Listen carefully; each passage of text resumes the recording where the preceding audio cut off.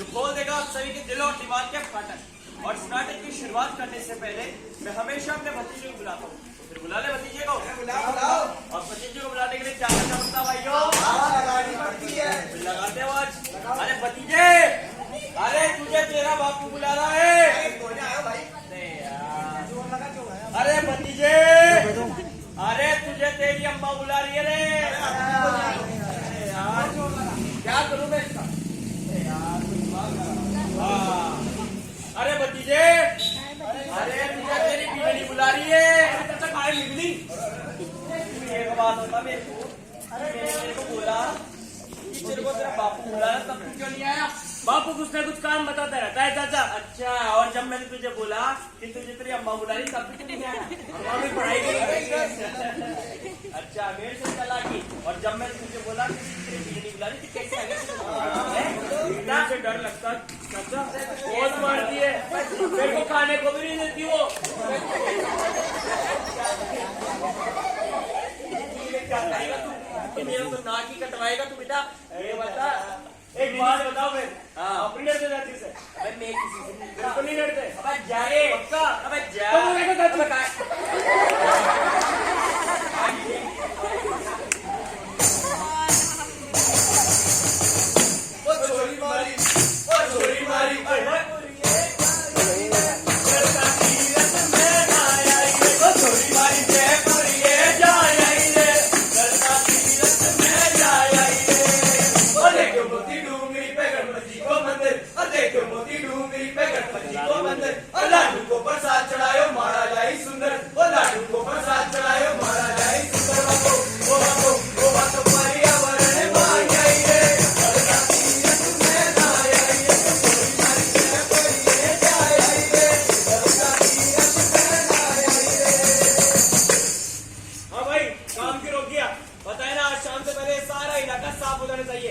Target पूरा नहीं हो जाएगा साहब। इस इलाके में कई सारे पुराने वृक्ष हैं, ऐसा नहीं है सूखे हुए हैं। इस हिसाब से सब हरे भरे हैं, तो इन्हें कैसे काट दूं? अरे हाँ साहब, और वैसे भी हमने हाईवे बनने लायक जगह तो खाली कर ही दी है।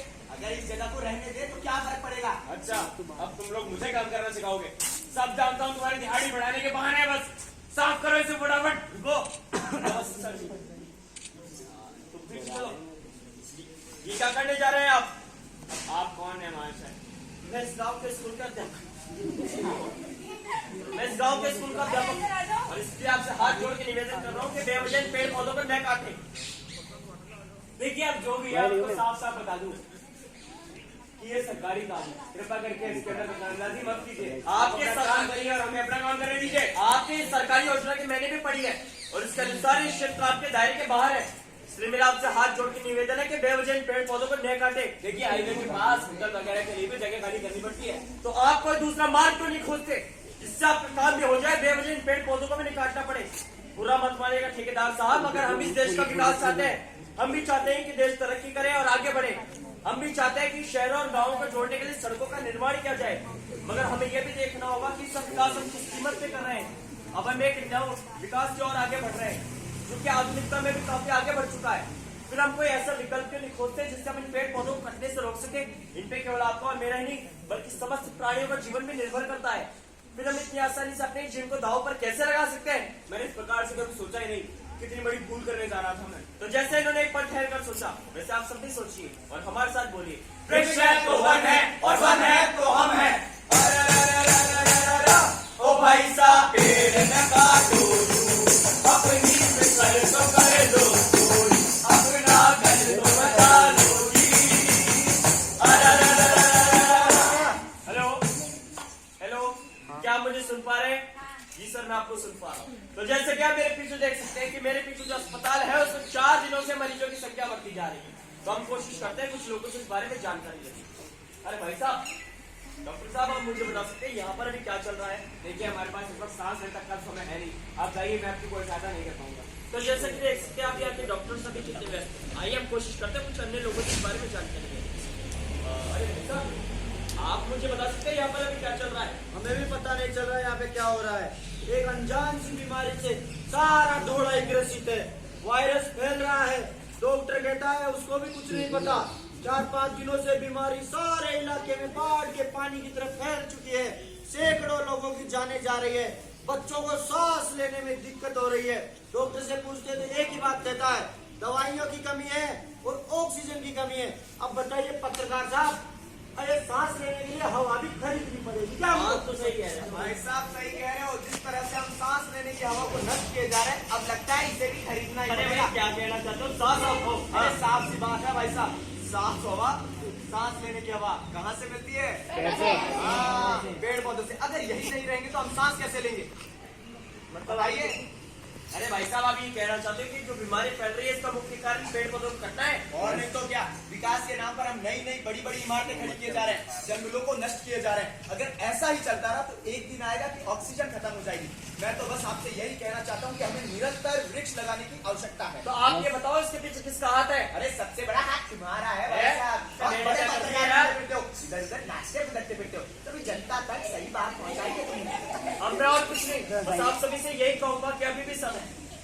अपनी आंखें खोल लीजिए, अन्यथा हम सब की आंखें बंद हो जाएंगी। और हमारे साथ बोलिए, वृक्ष है तो वन है और वन है तो हम है।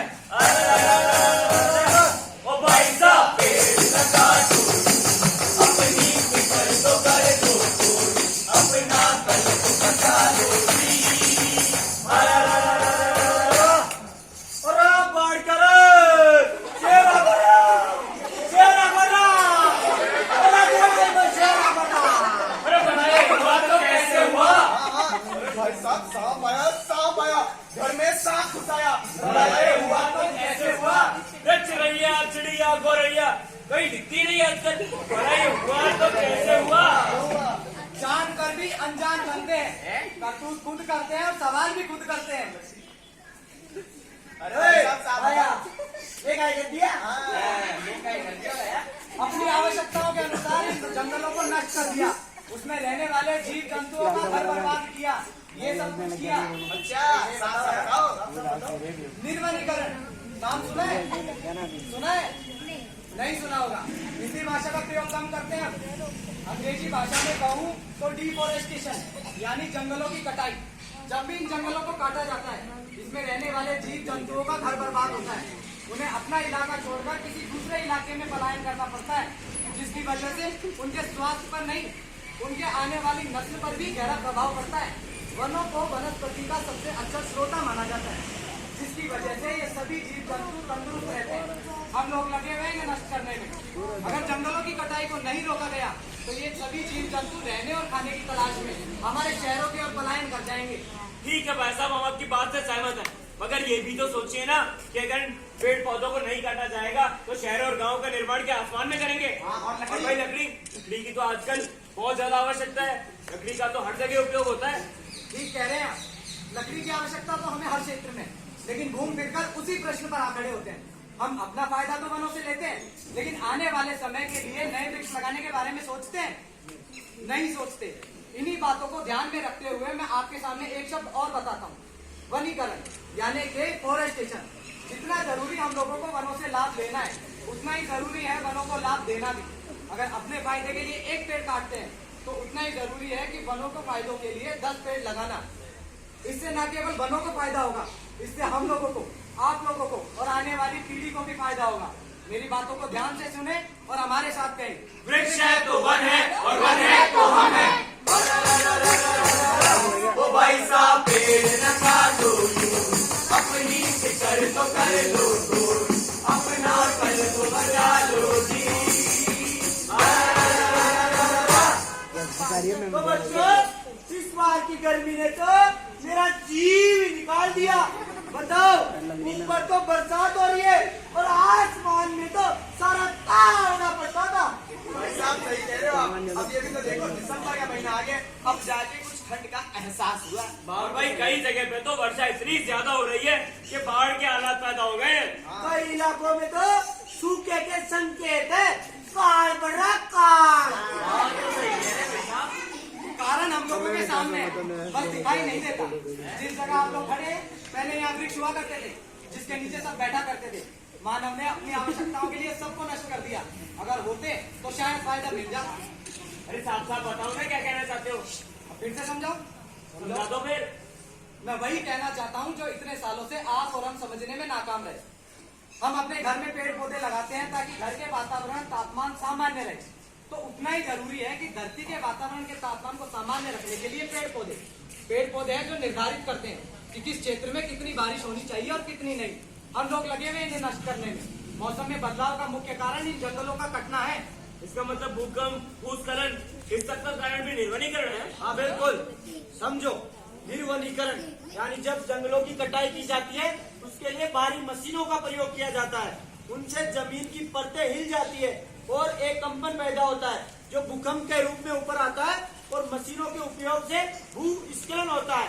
विकास की प्रक्रिया को करो किसने रोका है, लेकिन पर्यावरण को ध्यान में रखते हुए, ताकि हम पेड़ों, जंगलों, जानवरों और पक्षियों की रक्षा करते हुए अपने आने वाली पीढ़ी को सुरक्षित और सुशिक्षित कर सके। तो बच्चों, अब आप भी समझो और घर पे जाके भी समझाओ और मेरे साथ बोलो, वृक्ष है तो वन है और वन है तो हम हैं। चोरी मारी जे परिये जाई रे, चढ़ता तीरथ में ना आई रे। चोरी मारी जे परिये जाई रे, चढ़ता तीरथ में ना आई रे। ओ देखो मोती डूंगरी पे गणपति को मंदिर, ओ देखो मोती डूंगरी पे गणपति को मंदिर। ओ लाडू को प्रसाद चढ़ायो माला लाई सुंदर, ओ लाडू को प्रसाद चढ़ायो माला लाई सुंदर। ओ बातो पर्यावरण मान गई रे, चढ़ता तीरथ में ना आई रे। चोरी मारी जे परिये जाई रे, चढ़ता तीरथ में ना आई रे। धन्यवाद।